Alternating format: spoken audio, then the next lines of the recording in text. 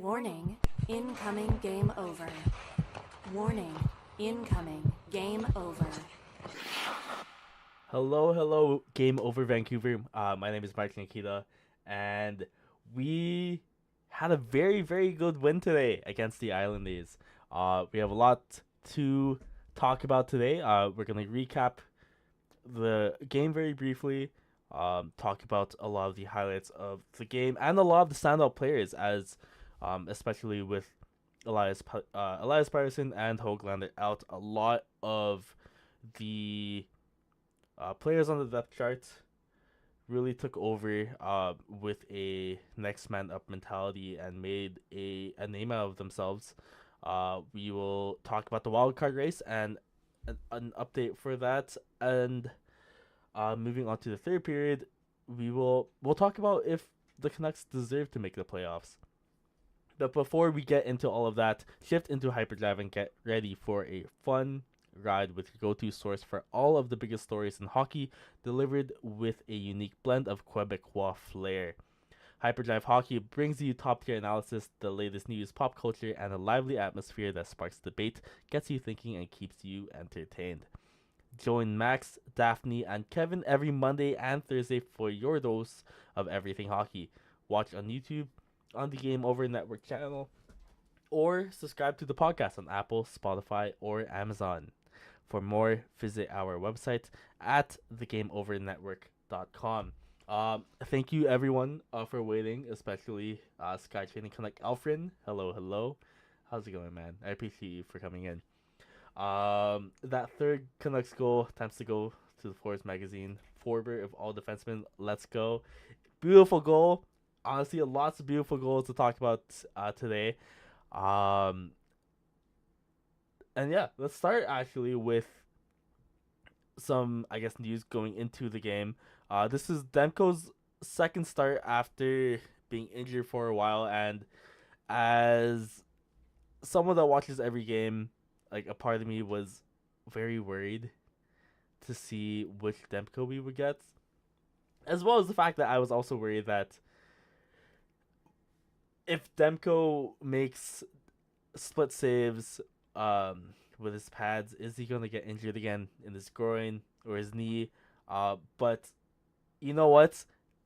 I think if there was one person that was not worried about getting injured, um, as well as one person that was not worried about his game today, it was Demko. The entire first period was a Demko showcase.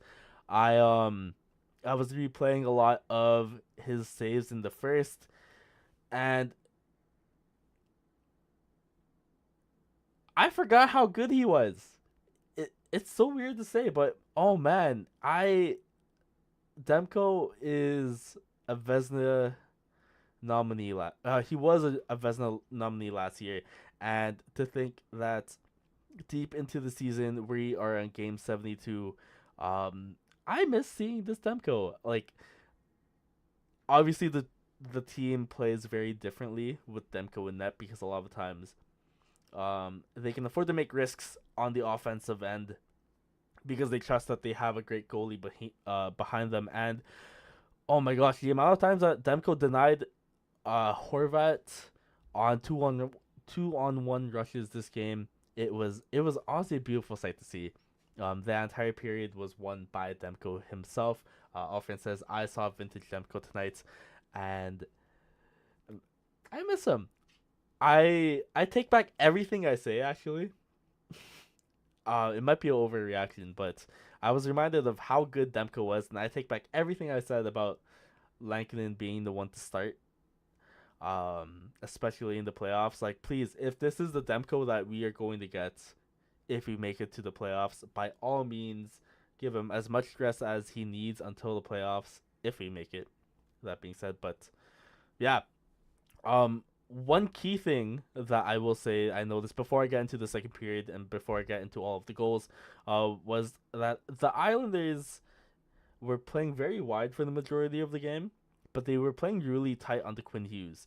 And I'm not gonna say like I didn't see much of Quinn Hughes today, especially since if we go into the second period where Kiefer Sherwood tips in a Quinn Hughes wrist shot from the points. Other than that, he was somewhat invisible, and that was not his fault. I'm not saying that it was an off night by Quinn Hughes, even though Suzuka's shorthanded goal was because of a Quinn Hughes misread, but they were playing him really tight. Like, they were not giving him the space to skate, which is obviously, if you watch any Canucks game, skating is his biggest upside in any single game that he plays. But I will give props to the Islanders, and I will give props to whoever made that coaching change to be onto Quinn Hughes that tight, because it might have worked. Apologies for that, but it might have worked if the rest of the team didn't not pick up the slack, but work harder to make a difference in this game. Obviously, if you look at the score of this game, a lot of the players contributed to it. But yeah, that's all. I just want to give props to the Islanders in that sense. That being said,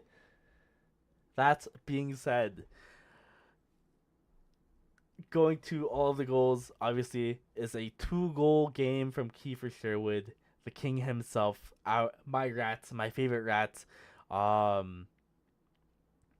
He opens off the game with a great tip in from a Quinn Hughes shot, and he scores, honestly, in a way that I've wanted this Canucks team to play this entire season, where instead of looking for an open shot where you could possibly score from a point, or instead of looking for a one-timer which involves passing through the slot,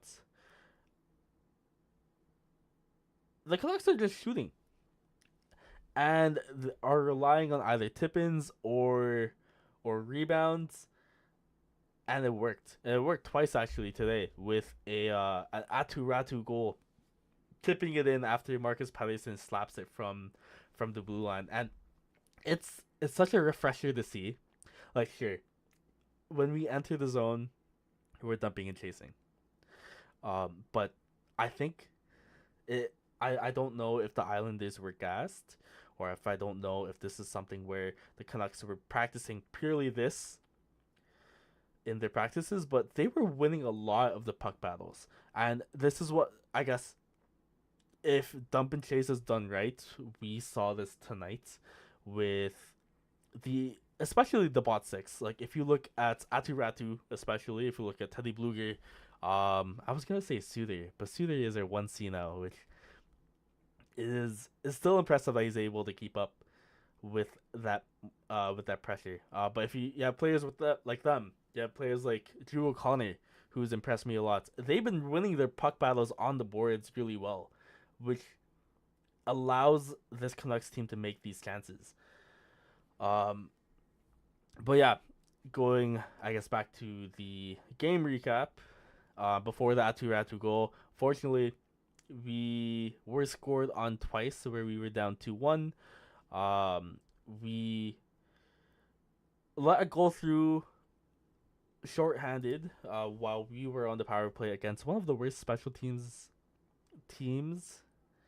in the league. So I did find that somewhat ironic.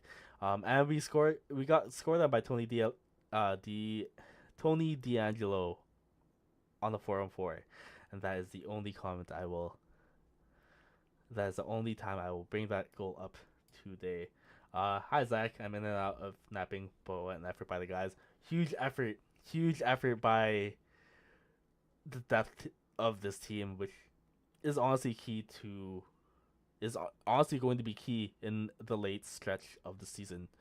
But yeah, closing off of the second period though, Derek Forbort literally removes any momentum that the Islanders might have had in this game. And off the rush, quick shot, no one could have expected it to go in, but you know what? Derek Forbort does not care. And just like Alfred said, it's time to go to Forbes magazine, and it's 3-2 Canucks going into the third. And that third period too, honestly, just as impressive, because Early on in the period, we got a Teddy Bluger goal. And since then, to talk about the team in general, this team was playing so hard. This team play honestly, this team was playing like it was the playoffs. And I, you know what? On the stat sheet, not much happened afterwards except for a Kiefer Sherwood overtime goal, um, as well as on the Islanders, Pago, I believe, blocked a DPD shot with his face, which hopefully he's doing all right now. But other than that, so if I were to sum up the game, it was, in a sense, a domination that we hope to have expected early on in this season. But these are the games that kind of give me hope as a Canucks fan that if we play like this, if this is the team that we see, like obviously not the what's it called, not the Canucks team that we've seen on their losses, but if this is the amount of effort that we're gonna put in the last 10 games in the season, I'm very excited. I'm very very much looking forward to watching with all of you guys and covering all of these Canucks games as the season ends. Um, and one quick shout out that I will say before we quickly move on to the second stream period is, was it just me or was the crowd chanting "Go Canucks Go" at the end? Elfrin says, "Where was this effort in the first half of the season?" I think this effort was, in a way, somewhat being squashed with all of the JT Miller and PD drama that was happening in the background. Obviously, we still don't really know fully about what was happening, but if there's any quarrels or if there's any beef going on in any locker room, really, like, to these guys, they could look at it as like a locker room, or they could look at it as like an employee workroom in a sense. But if there's any beef that's going on there, obviously your morale would be low. But if you see the reaction of and all of the Canucks players every time they score a goal or every time I guess something good happens to the team, they're all smiling. They're all having a great time, especially when winning, because winning is always a good time for the most part. But you can tell that something changed. You can tell that morale changed. You can tell that these guys are really, really fighting to you know what, to make it into the playoffs. But yeah, I won't talk about that too much just because I did want to somewhat save that until the third stream period. But to quickly go into the second stream period, just to change this here. Looking to support an up and coming media company with over 30 young journalists and analysts across Canada. If you guys have a few bucks to spare, head over to our Patreon page at patreon.com/the Game Over Network. You will find several tiers with awesome rewards and perks for helping us grow. Get exclusive access, behind the scenes content, Discord benefits, merch discounts, opportunities to provide feedback, and even join us live for special shows where you can interact with the hosts as we launch new ways to enhance your experience. Not able to pitch in financially? No worries. We have a free tier so you don't miss out.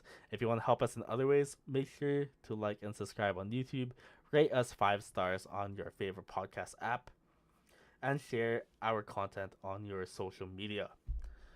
But yeah, quickly looking at the updated standings from today.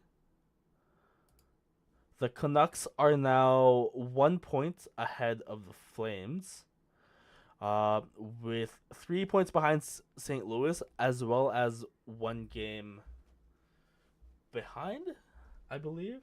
Or basically, St. Louis has played 73. We have played 72. So one more win will put us at least 1 point behind St. Louis. And I think this, just looking at the standings, it's as close as people make it out to be. Because Calgary has 70 games played, only 70 games played, so they still have 2 games on us, and if they win those 2 games, they will be essentially ahead of us by 3 points in the, I guess, the same area that St. Louis is at. And it makes tomorrow really interesting if you guys are interested in watching any of the other games, because St. Louis is playing in Nashville tomorrow. Dallas is against Calgary, and Utah is in Tampa. So all 3 of those, barring the St. Louis game, all 3 of the so I guess 2 of those games. So the Dallas and Calgary game, plus the Utah at Tampa game, are both pretty tough. They're both really tough games to win, which it kind of gives me hope that we might be able to sneak in this win and have it affect the score significantly. But that being said, depending on if Steven Stamkos decides to become Prime Steven Stamkos again against the St. Louis Blues, I sincerely hope they do. He does, but it, barring an upset, it puts us in a very good position to actually fight for a playoff spot once again. And if I can, I guess, quickly combine the second and third game period in terms of what I want to talk about. A question to everyone in chat and everyone watching this live now. Do you think this Canucks team deserves to make the playoffs? It's a very, how do I say this? It's a very talked about topic, obviously. It's really the only thing that people are talking about as well, especially since, like, there's talks of we kept Besser at the trade deadline, but we're playing like crap. Does this team really deserve to push for the playoffs? Should we have traded Besser for picks and then retooled in the offseason with more cap space? And I took a little bit to not read what media says, not think about what my other colleagues might think about this season, and I dug down on, like, with everything that's gone on with the Canucks this season, do the guys deserve to make the playoffs and fight for the Stanley Cup? And my answer is a resounding yes. Like, sure, you know what? I'm biased as a Canucks fan. You guys might be able to see that from my wall, where no matter if they make it or if they don't make the playoffs, I will still cheer for the Canucks, and talk about them until I lose my voice. But in terms of the adversity that this team has gone through, plus any other curses that might be placed on this Canucks team, like, these guys are competitive hockey players. These guys are in the NHL because they want to win and because they want to play hard to win the chip. So who are we to say that, you know what, let's give up on the season.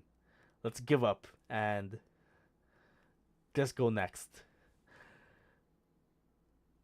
Like, I don't know. I feel like if any of us were to go into the Canucks locker room and tell the players that, we would get stuff thrown at us, because obviously that's not the mentality to have. It's very easy for me to say that behind my desk, right where my computer is, but oh man, seeing how hard these guys played today and seeing the potential of what these guys can do, I think just making the playoffs would be a win.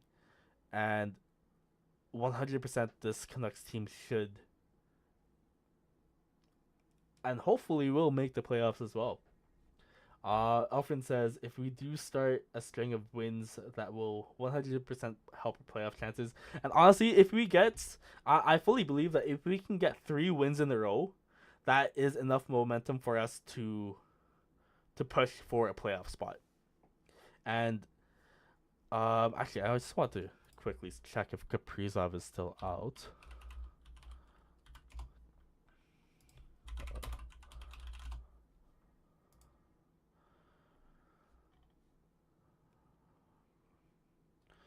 because one thing that I actually haven't really seen people talk about too much is that the Blues are only 2 points behind the Wild, who are in the first wild card spot. And seeing that the Wild have lost their last two and are 4-5-1 in their last 10, I feel like this what's it called? This wild card race became even tighter because of the fact that at first we were only really fighting like the Canucks, the Flames, and Utah were only really, well, I guess, and St. Louis were only really fighting for that second wild card spot. But seeing that the Wild are slowly falling, it's become a lot closer. Like, if just to quickly shout out the Game Over Calgary team, but in a perfect world, the Canucks and the Flames both make it into the playoffs if Dustin Wolf can, I guess, save every single shot that makes it onto his net. But I can see it happening. That's all. Um, Canada rules, America rules. Welcome into the chat. Um, it's basically just all caps Demko, and that is exactly how I felt, honestly, in this entire game.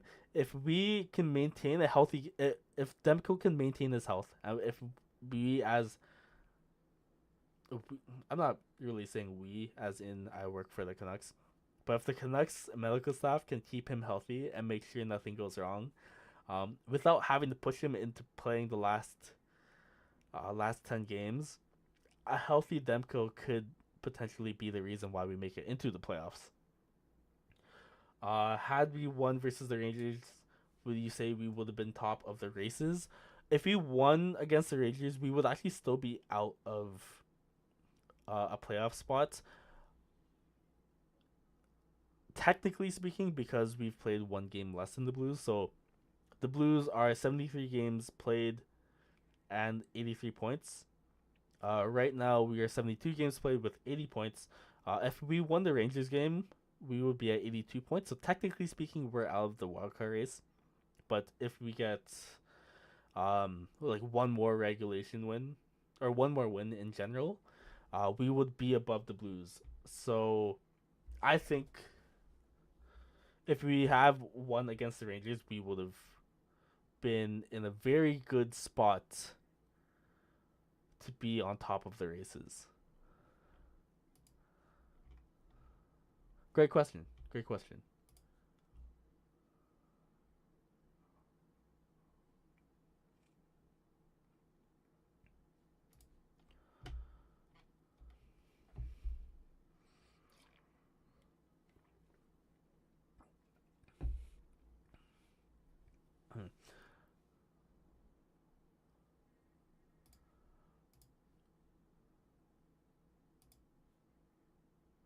That being said, since I what's it called? Since I did combine the second and third stream period, I think I'm actually just gonna.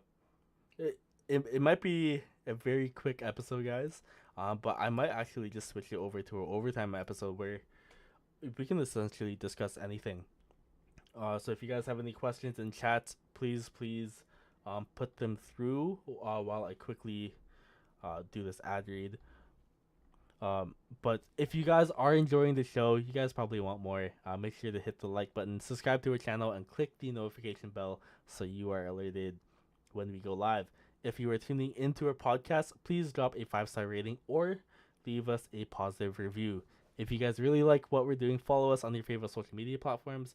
You can find the Game Over Network on Blue Sky at thegameovernetwork.com, on TikTok and Twitter at thegameoverNHL, and on Instagram, Threads, and LinkedIn at the Game Over Network.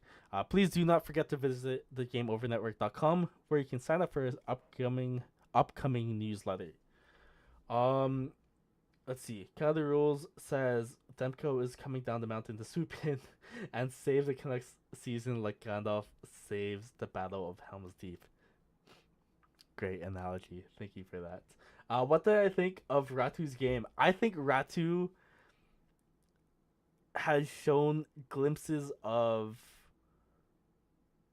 I wouldn't say elite, but the perfect mid six center for us. I appreciate calling him up over any of the other AHL players, but I think one thing that the team was missing ever since we traded JT Miller was someone to rely on faceoffs, and having a faceoff specialist like Ratu is huge.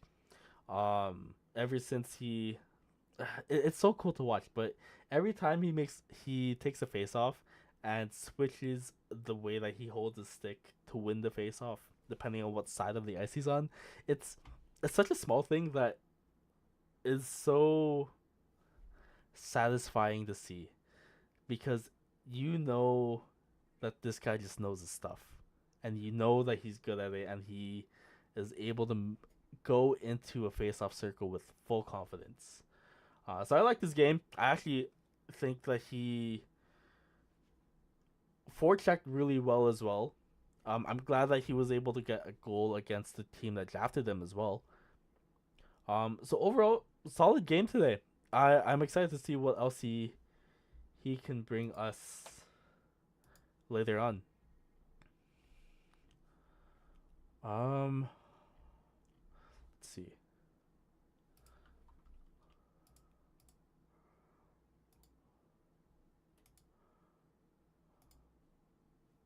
Oh, actually, I know what to do.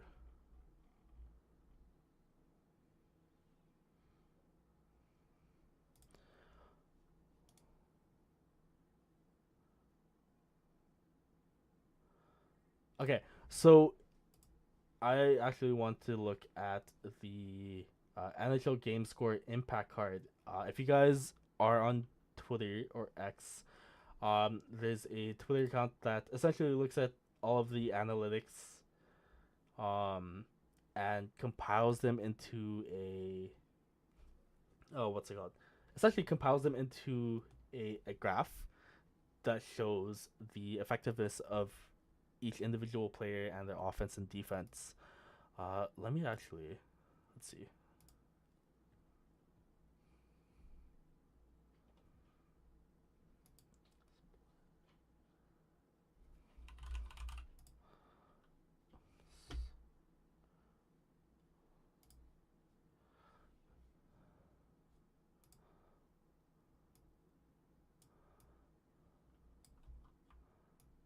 There we go.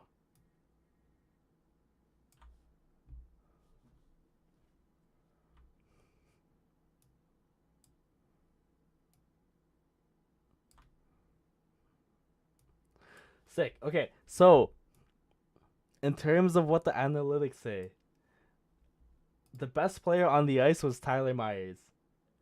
And I think, I mean, I will say I didn't talk about him too much this stream, but one thing that is always a great mention is that whenever Tyler Myers has a good game, he plays well. The team plays well. I mean, a lot of the times it's a win. But when Tyler Myers craps the bed and he becomes bottom left Myers when his name is down over here, a lot of the times it's a Canuck loss. And I think, especially with the amount of shots that he blocked this game, as well as just being thankfully a stationary defensive presence, I think that was very deserved. I think Kiefer Sherwood as well, having very, very high individual offense scores, was also huge for the team, especially with his 2 goals. I will say I didn't see much of Lekeri and Nils Alman this game, which, I mean, you can't really complain about that because they are bought 6 forwards. Um, but I think overall face value, this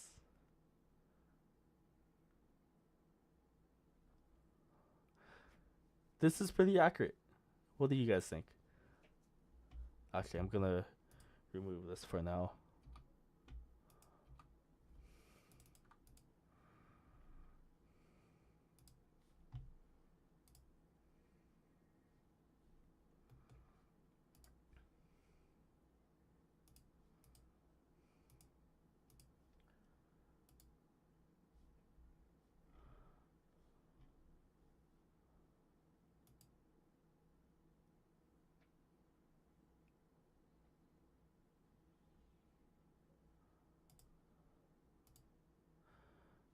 that being said,